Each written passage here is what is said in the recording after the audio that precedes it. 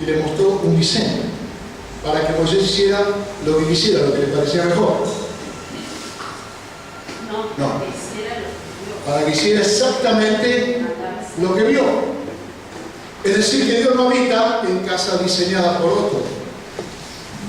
Dios habita en un templo edificado por Él. Por eso Jesucristo dice que sobre esta roca edificaré mi iglesia. Así que Él es el que construye la iglesia. Él no acepta otro constructor, otro diseño, otro modelo. No le gusta que copien. Tal vez alguno pensará, bueno, pero esto lo podemos hacer de esta manera, de otra manera que es mejor.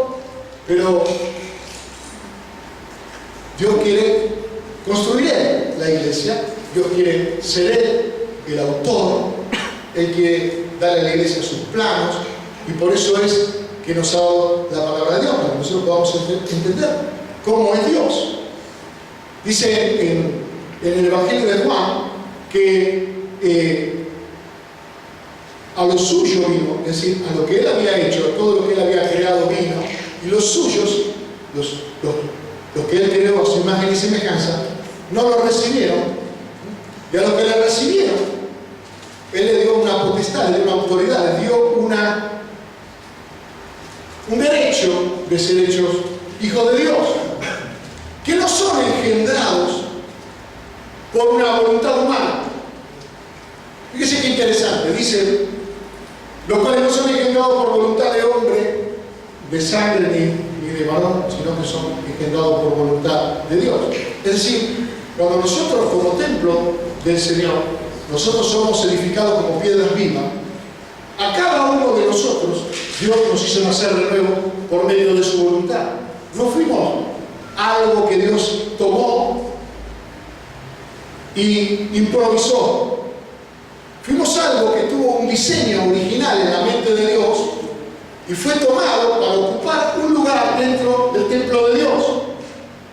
En el templo que hizo el rey Salomón hubo una instrucción clara, que dentro del templo no se podía escuchar sonido de hachas, ni de martillos, ni de cinceles. Es decir, que cada piedra tenía que ser labrada en la cantera y traída de la cantera con la forma exacta con la que tenía que ser colocada en la obra, porque no se podía retocar, no se podía improvisar. Entonces, el labrador de la piedra, el artífice, llevaba en la cabeza la medida exacta, el diseño exacto de la piedra que él tenía que traer, la próxima piedra que él iba a poner. Entonces labraba esa piedra y cuando la traía la colocaba y calzaba perfectamente en su lugar, porque era la piedra diseñada para ocupar ese lugar. El ejemplo lo dio el Padre colocando la piedra de la esquina, del ángulo, la piedra fundamental, Jesucristo, que fue hecho por nosotros imagen y semejanza. Por lo tanto, nosotros no podemos inventar o improvisar respecto de cómo tiene que ser la iglesia. ¿Me comprende? Yo puedo tratar de edificar sin plan. Y entonces uno edifica una pared y el otro edifica la otra. Y tal vez el que va más rápido levanta una pared de 4 metros y el que va más despacio levanta una pared de 1,5 metros. Cuando ponga el techo no va a quedar inclinado. Porque cada uno edificó como le pareció. Pero debe haber una armonía en la edificación de la iglesia del Señor para que todo el cuerpo, vamos a Efesios, capítulo 4, donde dejamos la semana pasada.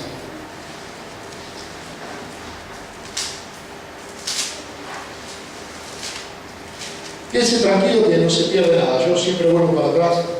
A veces la gente dice, vos arrancás por la mitad. No, yo vuelvo para atrás.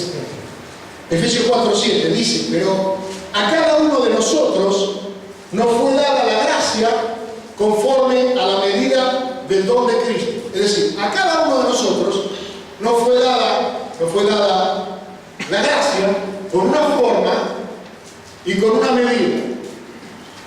Esa forma y esa medida de la gracia que hemos recibido es la misma que recibió Cristo. ¿Cuál fue la forma y la medida que recibió Cristo para poder habitar como hombre aquí en la tierra y hallar gracia delante del Padre? La fuerza del poder, la presencia, la habilitación del Espíritu Santo de Dios. Cristo fue engendrado por el Espíritu Santo de Dios. Cristo anduvo en el poder del Espíritu Santo de Dios. Cristo hizo milagros, prodigios y maravillas por medio del poder del Espíritu Santo de Dios. Cristo no habló palabras que se le ocurrían a él, sino las que acomoda el Espíritu, porque mis palabras son espíritu y son vida, dijo Jesús. Cristo fue el hombre más obediente que hubo sobre la tierra, porque él siguió a la perfección un plan, un diseño de parte del Padre que fue revelado por Dios a los profetas, en parte, pero que él cumplió por completo. No improvisó Jesús. Ser espiritual, y nadie fue más espiritual que Jesús aquí en la tierra, significa seguir un plan. Seguir el plan revelado por la palabra de Dios en el poder del Espíritu de Dios. Porque la palabra de Dios es espíritu y es vida. Muchas veces las personas piensan que ser espiritual es tener sentimientos, sensaciones, ideas. Y nada de eso operó Jesús. Cuando Jesús era criticado tendría sentimientos. Cuando Jesús era confrontado tendría sentimientos. Jesús lloró frente a la tumba de Lázaro. Jesús se regocijó en el Espíritu cuando los discípulos vinieron y le dijeron que los demonios se le sujetaban. Y él vio caer a Satanás como un rayo. Pero Jesús, si bien tenía sentimientos y era inteligente, era muy inteligente, a los 12 años ya discutía con los escribas y con los doctores de la ley en el templo, él no se manejó por su inteligencia ni se manejó por sus sentimientos. Él se manejó en obediencia a lo que el Padre le mostraba. Un hombre espiritual, una mujer espiritual, es alguien que antes de actuar recibe una palabra de parte de Dios. Porque la fe es por el oír. Y el oír no cualquier cosa. El oír, yo puedo ir a una conferencia y alguien me puede explicar de qué manera podría ser mejor que yo edifique la iglesia. Un sistema piramidal, un sistema de marketing de redes, un sistema militar. Yo puedo tomar del mundo cualquier modelo, cualquier diseño, que en el mundo, lo que es del mundo, funcionará. Pero lo que es de Dios, en el mundo, sufre violencia. Cuesta. El reino de los cielos sufre violencia y solo los valientes lo arrebatan. En el mundo existe un sistema. La palabra mundo es la traducción al español de la palabra cosmos, que es un sistema ordenado de cosas, un orden de cosas, ¿no? Mundo no es sinónimo de tierra. Tierra, cielo, son dos cosas distintas. Mundo es el sistema. Y en el mundo tiene un sistema. Satanás el diablo, principados, gobernadores, potestades, huestes espirituales de maldad. Un sistema piramidal, un sistema de relaciones. Mayormente las empresas del hombre también tienen ese diseño. ¿Por qué tienen ese diseño? Porque el hombre no es omnipresente, no puede estar en dos lados al mismo tiempo. Entonces necesita la delegación de la delegación de la delegación. Y Satanás tiene el mismo límite que el hombre. Satanás no puede estar en todos lados al mismo tiempo. Entonces en cada lugar tiene un delegado, un representante. Más chico, como dice mi amigo Eduardo, un diablo más chico, un diablo más grande. Pero siempre tiene uno, porque él sabe que territorialmente no puede cubrirlo todo. Entonces organiza un sistema. Ahora, la palabra de Dios dice que a cada uno le ha sido dada la gracia conforme a la medida del don de Cristo. Así que el Espíritu Santo fue derramado sobre toda carne, como profetizó el profeta Joel. En los posteriores tiempos derramaré de mi Espíritu sobre toda carne. Por lo tanto, cada uno de nosotros puede tener una relación directa con el Espíritu de Dios. Y el Espíritu de Dios es Dios. Dios es Padre, Hijo y Espíritu. Por lo tanto, el Espíritu de Dios que está en mí es el Espíritu de Dios que está en Claudio, que está en Eduardo, que está en Paula. No es otro. No es el Espíritu de Paula. El Espíritu de Paula está en Paula. Pero el Espíritu de Dios está también en Paula. ¿Me comprenden? El Espíritu de Daniel está en Daniel. Porque si Dios me quita el Espíritu, muero. El aliento de vida me lo dio Dios. Pero el Espíritu de Dios también está en mí. ¿Por qué? Porque lo he recibido por la fe. Y entonces, un espíritu, mi espíritu y el Espíritu de Dios se han hecho una sola cosa. Dice primero a los Corintios que el que se une a Cristo, un espíritu es con Él. ¿Qué necesidad tengo yo entonces de armar un esquema piramidal para relacionarme con Dios? Cuando yo puedo personalmente relacionarme con el Padre de la misma manera que Cristo se relacionó con el Padre. Cristo Jesús tenía una relación directa con el Padre. Y cuando Cristo dejó la tierra, dijo, yo no los voy a dejar huérfanos. Dijo, voy a armar una estructura. A vos te nombro jefe, a vos te nombro sargento, a vos te nombro cabo y a vos te nombro soldado. No. Dijo, no los voy a dejar huérfanos. El Espíritu de verdad, el cual los guía a toda la verdad. Él les recordará las cosas que yo les he enseñado y les mostrará las cosas que están por venir. Un espíritu que el mundo no conoce. El mundo lo rechaza.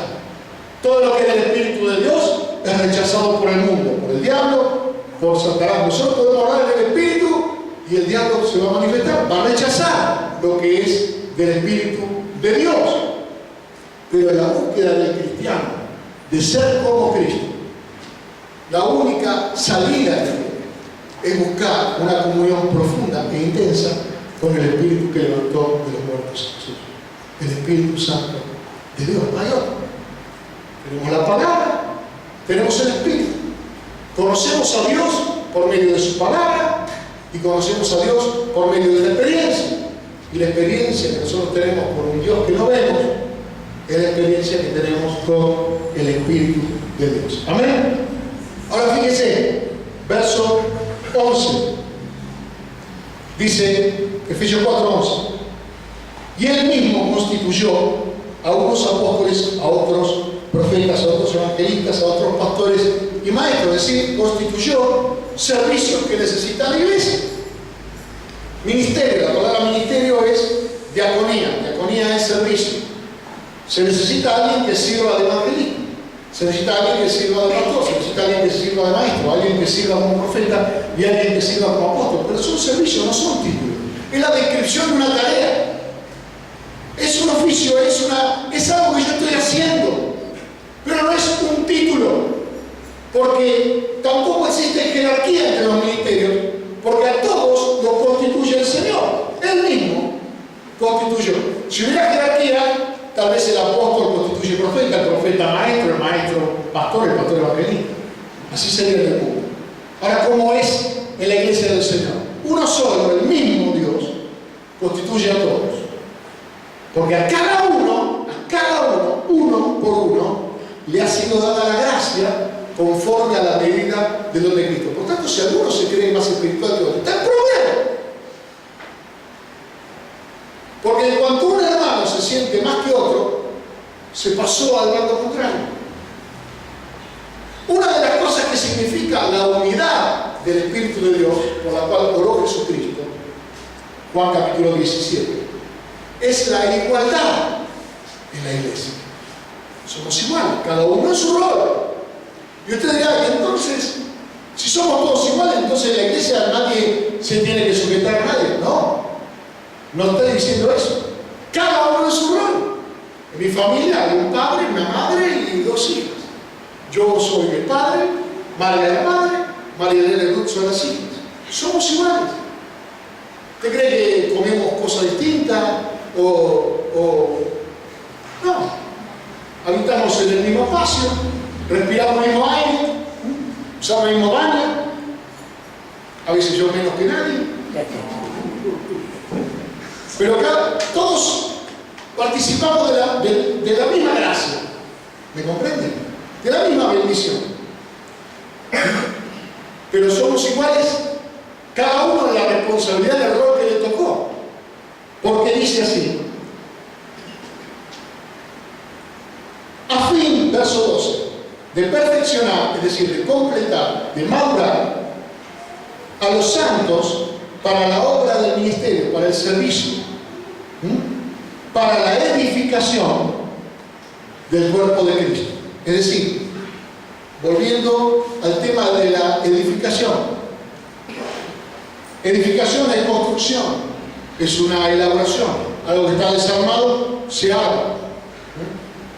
A ver, si yo pongo una pila de ladrillos, 20 bolsas de arena y 20 bolsas de cemento y de cal, Usted dice, ¿eso es una edificación? No, es un acopio de material. La edificación es cuando empezamos a trabajar. ¿Y cuándo es la madurez? Supongamos que usted pasa por una obra de construcción, viene conmigo, yo le digo, mira, ahí están construyendo una escuela. Usted la tiene que ver por fe, porque no hay alumnos, no hay maestros, no hay campanas, no hay nada. Hay ladrillos, hay polvo, están trabajando. Sí, pero esto para hacer una escuela le falta mucho. Claro, le falta mucho. Le falta servir. Hoy está siendo edificado, mañana servirá. Tendrá un fin, un propósito. Ahora, si es una escuela, tiene que ser diseñado con los planos de una escuela. Si es un hospital, tiene que ser diseñado con los planos de un hospital. Si es una comisaría, tiene que ser diseñado con los planos de una comisaría.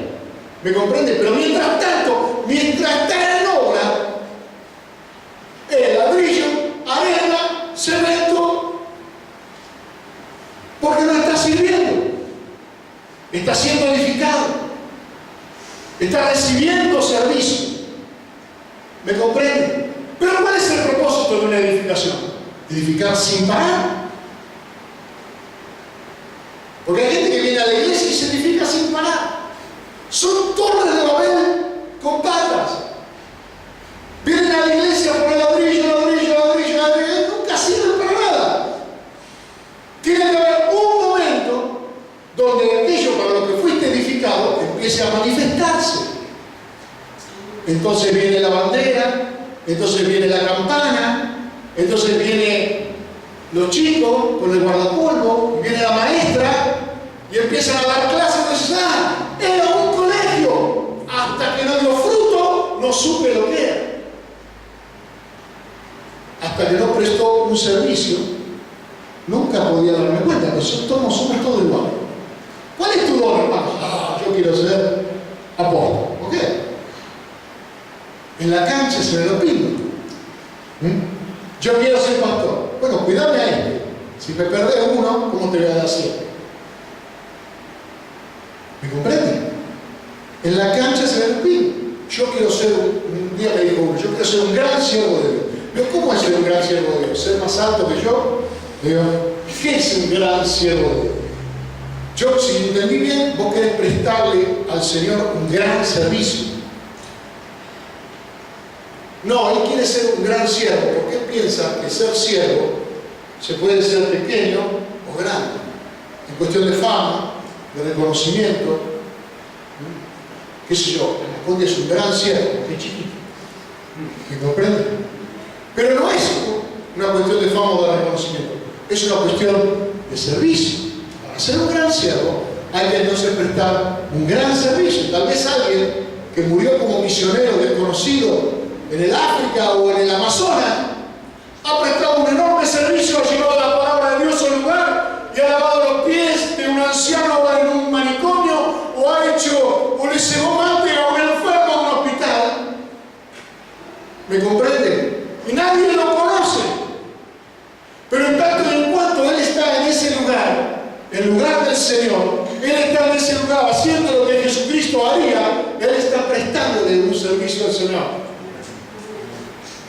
¿Y sabe qué? En los lugares donde hay multitudes, todos queremos estar. Esos no son los grandes servicios, los que a nosotros más nos gustan. ¿Me comprende? Eso nos gusta. Estar en una plataforma, estar en un teatro, que la gente aplauda, diga aleluya, todo eso está bárbaro. Pero eso lo quiere hacer cualquiera. Mire, pongo un aviso en el carro y tengo una cola que voy a dar vuelta a la pasada. ¿Me comprende? Ahora digo, vamos a lavarle los pies a un viejito geriátrico. No sé si yo tengo que orar antes. Si siento de Dios, tiene que nacer de tu corazón. ¿Cuál es un gran servicio? ¿Qué es un ser un gran siervo? ¿Qué es tener un gran ministerio? Un gran ministerio es prestar un servicio grande, algo que nadie más haría. ¿Me comprende? A tal punto es el trabajo ministerial que cuando Dios te llama, tenés que estar dispuesto a parir. No estoy hablando de las mujeres. Gálatas capítulo 4, verso 19.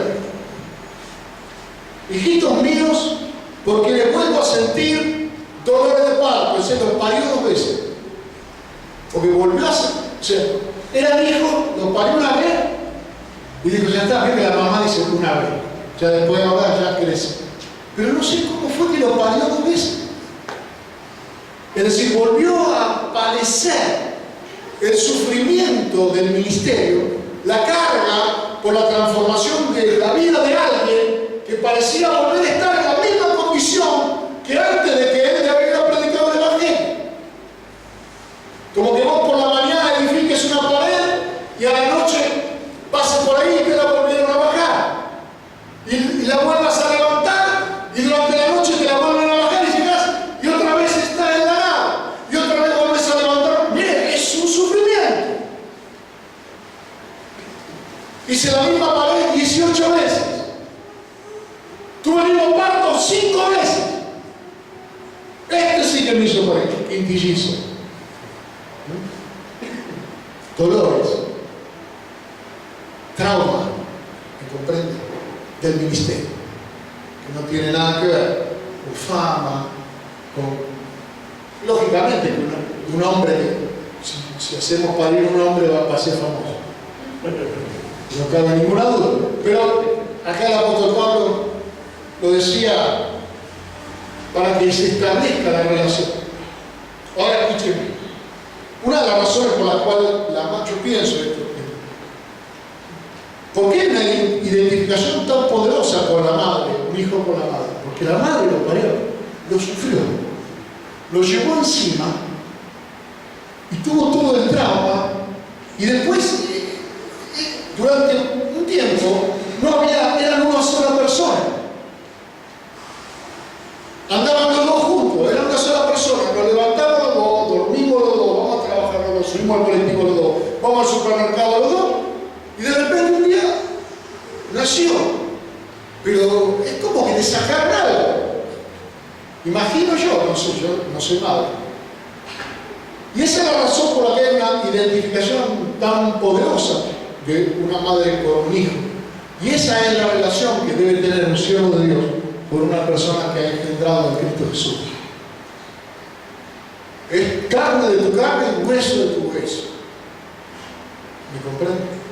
No es un cliente, no es un socio, no es un visitante, alguien que viene todos los domingos a hacer un cumpleaños, vienen a la fiestita de cumpleaños, se llena este lugar y después cuando termina la fiesta todos se van y yo me quedo con Paula, con Nico, con Mariel, con Sergio.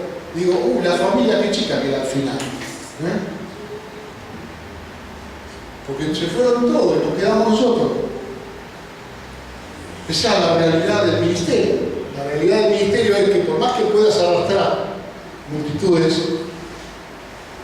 podés tener los hijos que podés tener. Y eso es lo que el apóstol Pablo decía. ¿Por qué? Porque cuando un ministerio se ejerce sobre otros que no son tus hijos, es antinatural. Es antinatural. Imagínense que yo voy a tocar el timbre a la casa del vecino y digo, buenas tardes, vengo a fajar sus hijos. ¿Cómo me quieren? Se portaron mal. Sí, pero yo acá me tienen por ahí. Ahora dame, venga, Marco. No, porque son hijos míos. No me lo vas a tocar. ¿O no? ¿Cuánta gente hay ministrando así? Hijo ajeno. Y salen a exhortar, y salen a corregir, y salen a predicarle al hijo ajeno. No es natural, eso es legalismo. ¿Por qué? Porque no hay derecho legal sobre el que no es tu hijo. Entonces tenés que hacer un legalismo para arrogarte un derecho sobre alguien por el que no lo tenés. La única manera de poder ministrar a una persona con autoridad es haber establecido primero la relación en la cual ese poder de Dios fluye con autoridad. Por eso el padre, por eso la madre, por eso los hijos. Miren, toda la Biblia habla de eso. Tu familia. Vamos a ejemplos concretos. Le voy a dar 2 ejemplos que que están en la Biblia y todo el mundo lo entiende de cualquier manera, pero que es bueno que usted lo entienda. Jesús habla con la mujer samaritana en el pozo de Jacob. ¿Cuántos conocen ese pasaje? Juan capítulo 4. Cuando Jesús empieza a hablar con la mujer y se empieza a establecer una profundidad entre la relación entre Jesús y la mujer le empieza a pedir a Jesús explicaciones, enseñanzas, que le explique. ¿Qué hace Jesús? ¿Qué le dice? ¿Qué le dice? ¿Qué era lo que establecía la ley? Lo vaya a buscar al marido. Jesús respetaba el orden. Da a buscar a tu marido. No, pero no tengo marido. Sí, está, ya sé. Pero te lo digo porque la ley dice que es eso. 1 Corintios capítulo 14. La mujer, cállese en la congregación, dice la escritura. Eso era para esa época. Sí. Era para esa época, pero sigue siendo el marido la cabeza de la mujer. Por eso le está diciendo al marido que ejerce el don de enseñarle a la mujer, para que la mujer no tenga que venir a preguntar a la iglesia y no lo ponga en vergüenza. ¿Me comprende? Viene la mujer. Pastor, tengo una pregunta para hacerle. ¿Se la preguntaste primero a tu marido? No, él que sabe. Es una vergüenza. Estoy hablando seriamente. En una oportunidad teníamos la nena Marianela de chiquita. Y vino un super profeta, super ungido a San Luis a visitarnos. Mi nena tenía en ese momento aritos, los aritos chiquititos de la y fue a hablar con mi esposa para decir que esos aritos que mi hija tenía en la oreja eran no era de Dios y esto y lo otro, un legalismo. Un legalismo que daba cara. Entonces, como el tipo era legalista y él quería seguir la ley, yo le dije, usted sabe que usted tenía que haber hablado conmigo primero. Porque si vamos a seguir la ley, sigamos la todo. ¿Ok? Y el marido es la cabeza. ¿Qué tiene que hablar conmigo? Si yo lo autorizo, usted habla conmigo. Si yo no lo autorizo, usted no habla con mi mujer, ni de lejos. Porque eso es lo que dice la palabra de Dios. Ahora, si usted ignora, yo voy a ignorar también lo que usted me dio la palabra. ¿Por qué está esto en la ley? Porque no está bajo la ley, está bajo la gracia, ¿ok? ¿Pero por qué está ahí? Porque es el propósito de Dios establecer un diseño. Es el propósito de Dios establecer un orden. Mujer, anda a buscar a tu marido. No tengo marido, ok. Sigamos charlando. Pero la ley establecía eso. ¿Me comprende? 1 Corintios capítulo 14. Pregúntele a su marido en su casa si tiene alguna duda. Y usted dice, con la soltera, ¿qué hace? En la iglesia. No está hablando de la soltera. Está hablando de la casada. Nunca está hablando de la soltera. Y está hablando de un ambiente del Espíritu donde los dones de Dios están en completa operación. En la carne todo es válido, pero cuando el que está gobernando es el poder del Espíritu Santo de Dios, todo se hace decentemente y en orden. ¿Me comprende? Lea el capítulo 14 de la primera de los Corintios. Es importante. ¿Por qué es esto? Porque para poder corregir, para poder redarguir, para poder exhortar, para poder consolar, para poder animar, antes hay que establecer autoridad. Es indefectible que el mayor bendiga al menor. Es de Dios. Esa es la razón por la cual Melquisedec bendijo a Abraham. Y si bien Abraham era el padre de las multitudes, cuando volvió de Sodoma y venció en la batalla, él recibió la bendición de Melquisedec. Lea el libro de Hebreos. El mayor bendice al menor. Dice, pero el mayor, ¿por qué? Porque es un gran siervo y el otro es un pequeño siervo. No. El mayor es el que es padre del menor. No conozco ninguna familia donde el hijo sea más grande que el padre. Sería una cosa rara. ¿Cómo es el caso de Jeff Button? Que nació viejo y después se hizo. Ahora, ¿por qué es esto? ¿Por qué es esto? Es por el bien del que tiene la gracia de ministrar. Miren, Proverbios capítulo 9, versos 7 y 8. Estoy hablándole de cómo se edifica la iglesia. Estoy hablándole de no sacar chispa dentro de la iglesia. Las piedras se liman en la cantera. Estoy hablando del diseño original de Dios. Estoy hablando de la edificación del cuerpo de Cristo, de las relaciones que hay dentro de la iglesia. Todos somos iguales, pero cada uno tiene un rol. Dice, el que corrige al escarnecedor se acarrea afrenta, es decir, comete una macana. El que reprende al impío se atrae mancha. No reprendas al escarnecedor para que no te aborrezca. Corrige al sabio y te amará. Proverbios capítulo 29, verso 19. El siervo no se corrige con palabras, porque entiende, mas no hace caso. Porque es un siervo, no es un hijo. Proverbios capítulo 16, verso 6. Con misericordia y verdad se corrige el pecado, y con el temor de Jehová los hombres se apartan del mal. Ahí está hablando de qué clase de relación establece el que ministra con el que es ministrado. No puede el que ministra a un impío. No recibe la corrección. Por ejemplo, nosotros queremos que el gobierno sancione una ley donde impida, por ejemplo, el matrimonio igualitario, que lo deshaga. ¿Cómo yo le puedo imponer una ley del reino de Dios al mundo? No funciona. ¿Qué tiene que ver el reino que nosotros predicamos con los reinos de este mundo? Los reinos de este mundo forman parte de esa enorme estatua que soñó Nabucodonosor, que tenía la cabeza de oro, el pecho y los brazos de plata, el torso y las piernas de bronce, los pies de hierro. Eso, cuando viene el reino de Dios, ¿qué queda de eso? Dice, una roca que fue cortada, golpeó contra eso y lo desmenuzó y lo destrozó. El reino de Dios y el gobierno humano no tienen punto de conexión ninguno. El reino de los cielos sufre violencia. El reino de los cielos es apocalíptico. La palabra de Dios no coincide con el gobierno de este mundo. ¿Me comprenden?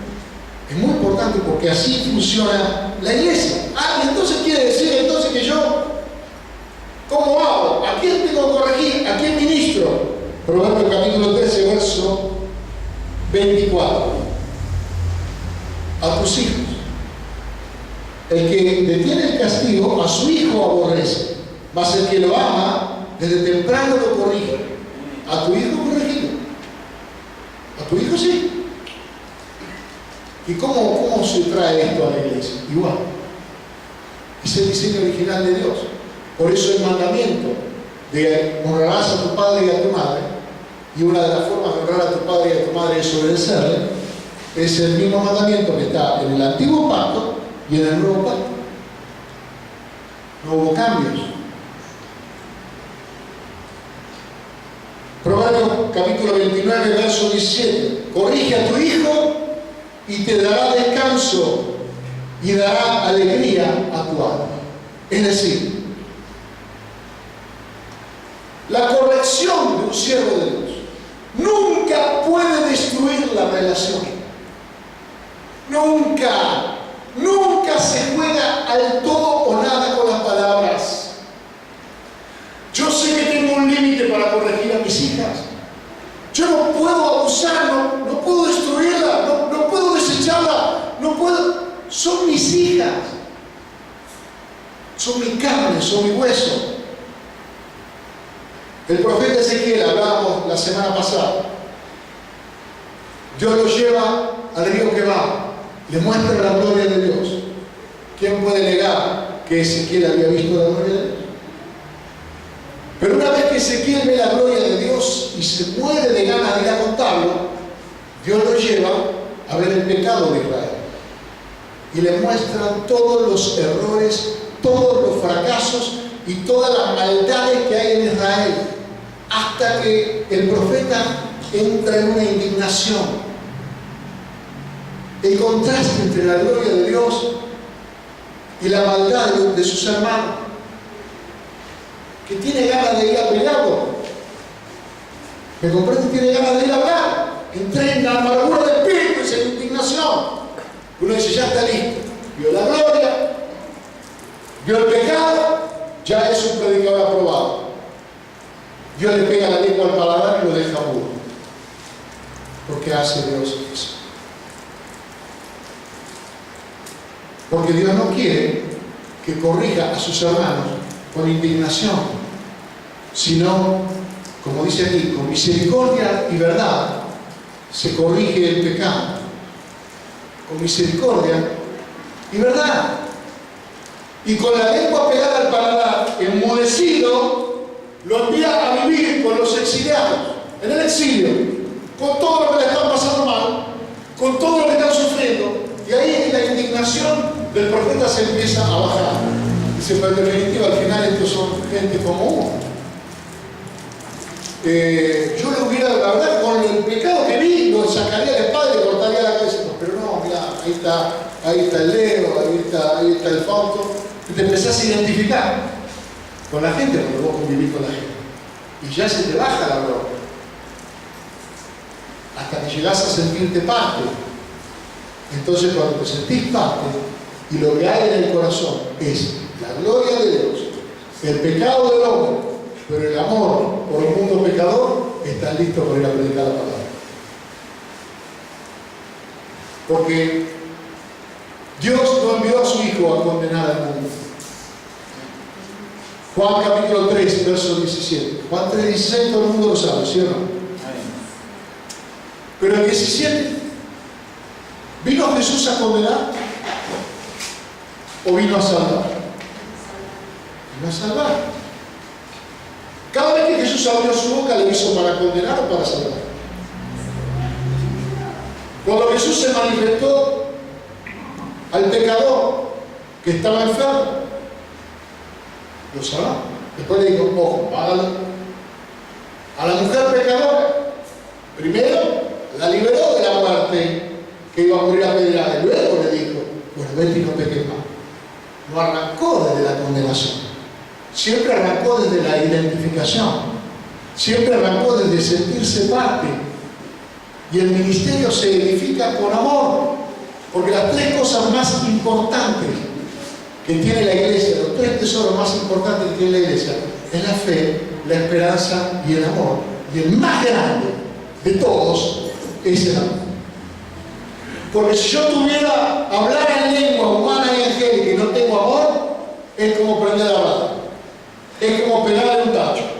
Si yo tengo profecía, si yo tengo los misterios, si yo tengo fe, si yo entrego mi cuerpo para ser quemado, tal vez porque tengo ganas, digamos, de hacer un acto pirotécnico, si yo vendo todo lo que tengo y lo doy a los pobres, ¿me entiendes? Para que me hagan una estatua, si yo no lo hago por amor, no vale nada.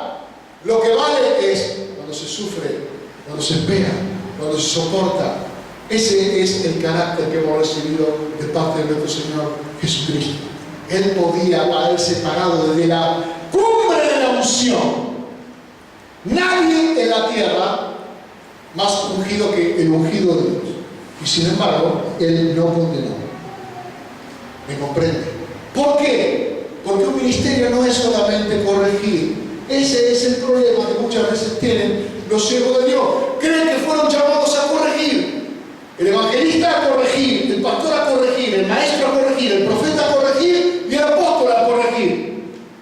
Pero un padre no está solamente para corregir. Un padre está para engendrar, para alimentar, para proteger y para educar. Y entonces tiene derecho a corregir. No se le ocurre a usted corregir a mis hijas. Y a mí no se me va a ocurrir corregir al suyo. Cada uno tiene autoridad en su casa. Y la debemos respetar. No me venga acá un pastor de otro lado a decir cómo yo me tengo que manejar. No porque que yo me voy a ofender. Simplemente no le voy a responder. Cada uno en su casa tiene autoridad. El apóstol Juan le escribe: hijitos míos, esa es la relación entre un siervo de Dios y la gente. Hijitos míos. Estas cosas yo las escribo para que no pequéis. Si alguno hubiere pecado, abogado tenemos para con el Padre, Jesucristo el justo. Hijitos, vamos a un ejemplo más concreto acerca de lo que significa tener un ministerio, de edificar la obra del Señor.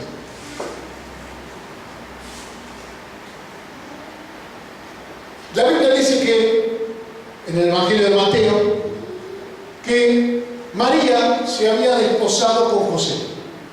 ¿Conocen la historia? Todos conocen la historia. A mí lo que el Espíritu Santo me dijo al orar y al buscar la revelación de esta palabra, es que la razón por la cual Dios eligió a María para engendrar a Jesús fue una sola. Era la mujer desposada con José. Esa es la razón por la cual María no engendró antes de comprometerse con José. Y esa es la razón por la cual Jesús venía del linaje de David. Pero fue a José a quien el Espíritu Santo eligió como tutor para Jesús, respetando el orden en la casa donde Jesús se crió. La Biblia dice que María recibió al ángel del Señor y lo escuchó. Inmediatamente quedó embarazada. Y yo creo que, no sé, no tengo la experiencia, espero nunca saber de qué se trata, pero la mujer se debe dar cuenta cuando quedó embarazada. No sé cuánto tardará en darse cuenta, pero se debe haber algo ha sentido María. Y creyó. Ahora le aparece el ángel a José, que no sintió nada, y le dice: María está embarazada del Espíritu Santo. Y José dijo: anda. No dijo. Creyó. Creyó, hubo. Hay que ser guapo. Hay que tener fe. Hay que sacrificar. ¿Qué padre no quiere tener un hijo?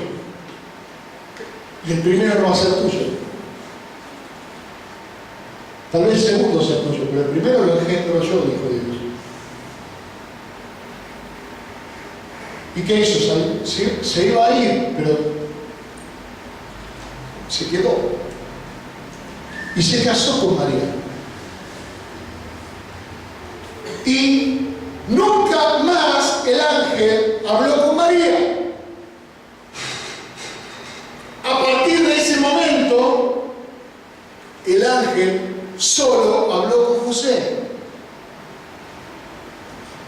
Vayan a Belén, vuelvan, vayan a Egipto, vuelvan, no se queden en Jerusalén, vayan a Nazaret. Léalo. Nunca más el ángel habló con María. Porque el ángel también respeta la autoridad de Dios. El padre de la familia era José. Y era tan buen padre de familia que a los 12 años Jesús manejaba las escrituras sin haberla leído. Porque hasta los 12 años un judío no puede leer las escrituras hasta que no cumple el Bar Mitzvah. ¿Y cómo aprende un niño hasta los 12 años las escrituras? El padre le enseña. Y estas palabras las escribiréis en los postes de tu casa, en los dinteles de tu puerta, al salir, al entrar, cuando camines. Así que evidentemente José es un modelo de cómo se debe cuidar un ministerio, como un hijo. Él lo crió a Jesús como un hijo. ¿Era hijo de él? ¿Era hijo de él? Y ¿Hizo diferencia? No hizo diferencia. Así es un ministerio. Ahora, cuando vos estás criando un hijo para Dios, es decir, cuando vos estás elaborando, trabajando para crear el ministerio de Dios, porque cada ministerio representa a Cristo, cada uno le da la gracia conforme a la medida del don de Cristo. Es Cristo orando, predicando la palabra, evangelizando, sanando, haciendo el trabajo. Es Cristo el que se está criando. ¿Qué hizo Herodes? ¿Lo mandó a matar o no? Es lógico que cuando un ministerio se esté engendrando en tu vida, se levanten los del mundo, los que tienen autoridad mundana, los príncipes de este mundo, intenten matar tu ministerio. Herodes lo intentó. En los tiempos de Moisés ocurrió lo mismo. Es imposible que si vos estás engendrando algo para Dios, el diablo no te lo quiera matar. En el libro de Apocalipsis dice: la mujer está pariendo un niño y el diablo está, el dragón, queriendo comerlo antes del momento que nazca. La iglesia está tratando de engendrar un ministerio, está tratando de hacer la obra de Dios, y el diablo está al acecho esperando para interrumpir el plan de Dios. Porque una vez que la iglesia de Jesucristo esté edificada, Satanás ya no tiene más lugar. Esa es la razón por la cual la revelación de Dios siempre es perseguida por la autoridad de este mundo. Y la autoridad de este mundo es política y religiosa. ¿Con quién tuvo problemas Jesús? Con los políticos, con los religiosos. El primer hombre que manifestó el Espíritu de Cristo sobre la tierra se llamaba Abel. ¿Cómo me doy cuenta que manifestó el Espíritu de Cristo? Porque ofreció al Padre una ofrenda perfecta, trajo un cordero. Ofreció al Padre revelación. Conoce la historia. Y el primer hombre que representa la autoridad política religiosa, ¿quién era? El primogénito, Caín. Y desde ese día, la religión persiguió a la revelación. Y en el caso de Caín y Abel, Caín, por envidia del favor de Dios, de la gracia de Dios que hay sobre el que hace la voluntad de Dios, levantó la mano contra su hermano y lo mató. ¿Sí o no? José tenía 10 hermanos y era el más pequeño. Sin embargo, había una palabra de parte de Dios para que él sea el primogénito. ¿Qué hicieron sus hermanos? José estaba engendrando la salvación de Israel.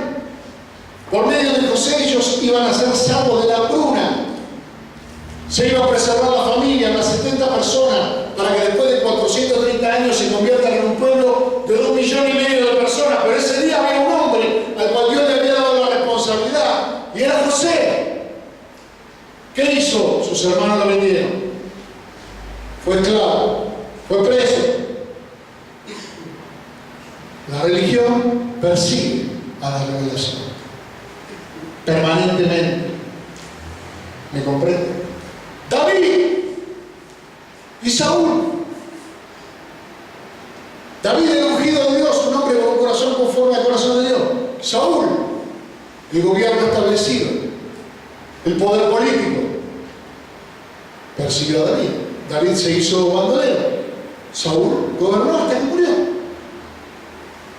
¿Me comprende? Pero Dios estaba engendrando en David un ministerio. Los religiosos del tiempo de Jesús, los fariseos, los escribas, los saduceos, los doctores de la ley. ¿Cómo podemos nosotros pretender en el siglo XXI que si a Jesús lo persiguieran sacerdotes, escribas, fariseos, doctores de la ley, Pilato y Herodes, nosotros no tengamos que sufrir ninguna clase de persecución? No tiene ningún sentido. Porque por haberse multiplicado la maldad, el amor de muchos se enfriará. La maldad ahora es mucho más grande que la que había en esos tiempos. ¿Ven? Silencio total. El apóstol Pablo no tenía problema con los judaizantes, no tenía problema con los que querían circuncidar a los nuevos convertidos, querían circuncidar a los gentiles. Siempre, siempre, siempre, la religión tratará de perseguir a la revelación de Dios, al ministerio, al don, a la gracia, y matarlo. ¿Me comprende? Debe ser preservado escapando del peligro. ¿Qué hizo David cuando la segunda vez que Saúl lo quiso clavar contra la pared con una lanza? Se mandó a mudar. ¿Qué se iba a quedar ahí? ¿Va a quedar como una mariposa clavada a la pared? Se mandó a mudar. Hasta que se completó, hasta que maduró su ministerio y fue entonces rey de Israel. Bien, voy a terminar con una cosa que es muy, muy, muy, muy importante. Cuento una historia que cuando el rey Salomón comenzó a reinar, vinieron dos mujeres disputando con un niño. ¿Conocen la historia? Dice que una de las mujeres, estoy hablando del hijo, estoy hablando del ministerio, una de las mujeres se durmió sobre su bebé y lo mató. Mucha gente se duerme en el ministerio, se duerme en la novela, se duerme en el éxito, se duerme en el triunfo, se duerme en los resultados, no busca más la revelación de Dios, no está atento, despierto, vigilante, esperando que Dios le hable. Y dice que la que se quedó dormida se durmió sobre el bebé y lo mató. ¿Leyeron ese pasaje? Y entonces le quiso sacar el bebé a la otra porque se había quedado sin bebé. Es decir, cuando la gracia de Dios se fue de su vida, cuando los dones de Dios ya no operaban, ya no funcionaban, entonces quiso tratar de tomar lo que era de otro. ¿Me comprenden? Y se presentaron delante de Salomón. Y una de las dos decía, es mío, la otra decía, es mío, no es mío, no es mío. No, pero vos te dormiste y vos lo mataste. No, no es cierto, vos te dormiste y vos lo mataste. Y estaban así. Uno sabe, dice, al final de cuentas, ¿quién tiene razón? Cuando escucha a uno, cuando escucha al otro, cuando escucha a uno, cuando escucha al otro, nunca sabe. Pero Salomón fue inteligente. Digo, tráigame una espada. Fue la que le trajeron una espada, imagínate. Dijo, pónganme el bebé acá. Lo vamos a partir en dos, mitad para cada uno. ¿Conocen la historia? La verdadera madre que dijo, la que prefiere perder antes que dividir, esa es la verdadera madre. Muchas veces es más fácil dividir y dejar a todo el mundo conforme. ¿Me comprenden? Pero el propósito de Dios es preservar vida. El propósito de Dios, hay que aprender a perder. Hay que aprender a dejar. Lo dejo. Lo dejo, no, prefiero que viva, que lo quede a ella, pero que no muera. Tal vez en algún momento tengo la esperanza de que siendo mi hijo vuelva a mí. Pero si lo matan, pierdo toda mi esperanza. ¿Qué sentido tiene? Y cuando Dios pone en tu vida un ministerio, muchas veces el diablo va a venir a plantear esta alternativa. O lo soltás para que viva, o estás dispuesto a perder, o si se divide, muere y no le sirve a nadie. Es importante que tomemos en cuenta esta palabra. Los discípulos de Jesús, rendidos por el sueño, se durmieron. Y cuando vinieron a buscar a Jesús, actuaron en la carne y no en el espíritu. En el momento crucial, en el momento de la prueba, uno sacó la espada, los otros salieron corriendo. Y ellos entendían que tal vez Ir con Jesús al juicio, ir con Jesús a ver los Pilatos, ir con Jesús a ver los ojos, no dejarnos solos. Porque cuando hay problema, lo primero que hace la gente es abandonar a Jesús y cuida su pellejo. ¿Me comprende? Y cuando Dios te llama, se lo dice un tipo que perdió y perdió y perdió y perdió y perdió siempre. Siempre yo dejé perder. Siempre. 2 veces renuncié a mi ministerio. 2 veces. No lo quiero. Y cuando es de Dios, vuelve. Cuando es de Dios, vuelve. Pero siempre elegí perder y nunca dividir. Porque no es tuyo el bebé. Somos José. ¿Me comprende? Cuidamos un bebé de Dios. Cuidamos un ministerio que fue engendrado por el Espíritu de Dios. No fue engendrado por voluntad de carne ni de varón. No fue engendrado por inteligencia nuestra. Si Dios edificó la casa, el misterio es de Él, Él edifica. Él es el que da los dones, Él es el que da la revelación, Él es el que da la palabra, Él es el que llama a los hombres, Él es el que constituye a unos evangelistas, a otros pastores, a otros maestros, a otros profetas. Es todo de Él, todo es por medio de Él y para Él. Señor, me lo pide, el Señor te lo doy. Tuyo era, te lo doy. Yo vine desnudo y desnudo me voy. Nada es mío. Amar es perder. Hay que aprender a perder. Nadie quiere perder. El modelo de este mundo es ser un winner, es ser un ganador. El modelo de este mundo no es alguien clavado en la cruz, despojado de la ropa, abandonado por la familia, abandonado por los amigos, despreciado, humillado, varón de dolores, experimentado en quebranto. Ese es el modelo de Dios, no el del mundo. No es Frank Sinatra, es Jesucristo. ¿Me comprende? Si queremos edificar el cuerpo de Cristo, se tiene que parecer al original. Un hombre acostumbrado a perder, acostumbrado a aceptar la voluntad del Padre, acostumbrado a humillarse. Cuando él podía defenderse, hasta los amigos ni siquiera le hicieron un poco de ayuda para orar. Oren para no caer, oren conmigo, ni una hora pueden orar conmigo. Yo no estoy a punto de ir a la cruz a morir por ustedes. Ustedes no pueden orar una hora por una hora. Orar. No, mire, pastor, tenemos tantas cosas para hacer, tantos problemas. Orar una hora. Y después algunos se sienten espirituales. Si preferimos perder, entonces estamos entendiendo el carácter de Cristo. Aquel que está dispuesto a perder, aquel que pierda su vida, la ganará. Porque ¿de qué le sirve a un hombre ganarse el mundo entero y perder así su vida? Pero aquel que quiere ganar su vida, la perderá. Por lo tanto, si queréis ser mi discípulo, tome su cruz cada uno y sígame.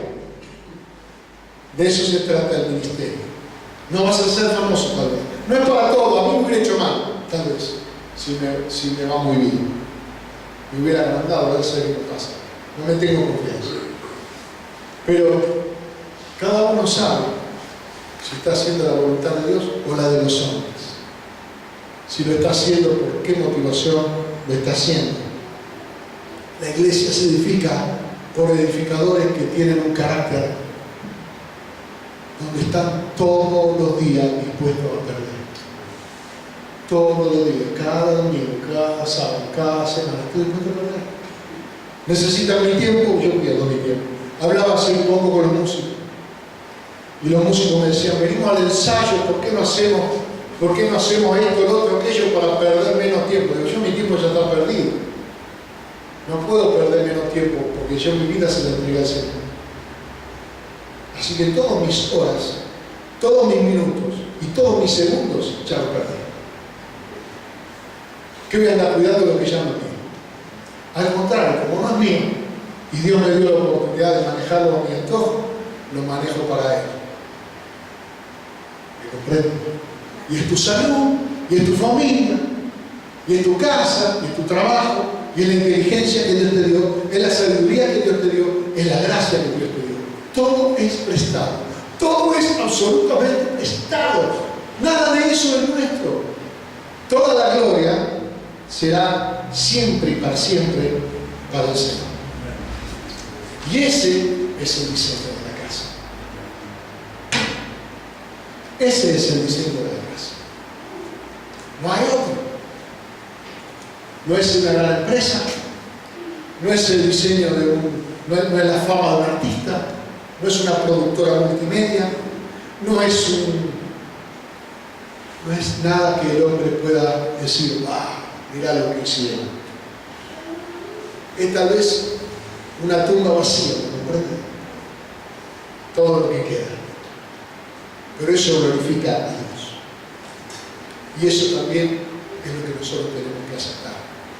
Si no aceptamos eso, ¿para qué ir adelante en el ministerio?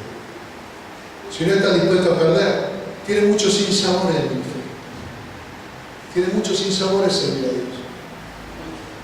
Siempre vas a perder, y vas a perder, y vas a perder, y vas a perder. Pero un día vamos a ganar. Ese día viene, Cristo viene. Cristo viene y su galardón consigo para recompensar a cada uno conforme a sus obras. Yo tengo la mirada puesta en ese día. No me quedo en el día de mañana. El día de mañana tiene sinsabores. Jesús me dijo, no penses en el día de mañana, porque el día de mañana va a tener un montón de problemas. No pensé en la semana que viene, no penses en el mes que viene. ¿Y entonces en qué tengo que pensar? Alzad los ojos y mirad que vuestra redención es cerca.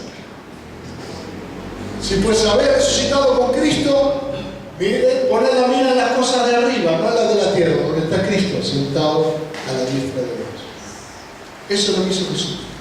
Por el gozo puesto por delante, menospreció lo propio y fue obediente hasta la muerte y muerte de cruz. Amén.